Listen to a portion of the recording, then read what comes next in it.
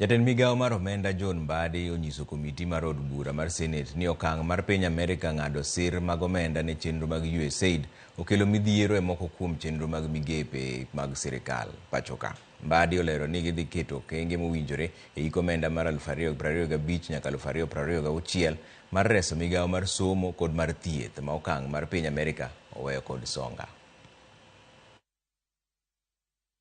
Now, the amount for the said programs is approximately the program that I highlighted: food, governance, and education. The said programs is approximately $158.9 million US dollars, equivalent of about 20 billion Kenya shillings, while the total assistance, including health and the others, is approximately US dollars 405.4 million, which is about Kenya shillings 52 billion.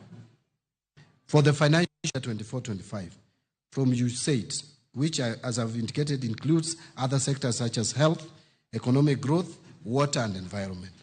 Now, Honorable Speaker, it's important to note that while official government assistance, or what is known as ODA, from USAID is aligned to our medium-term plan and supplement government investments and largely benefits the people of Kenya, USAID contracts implementing partners, that is both international and local, are entities who bear fiduciary responsibility, because this funding is implemented by implementing partners. The money, as I will state, does not come to our budget.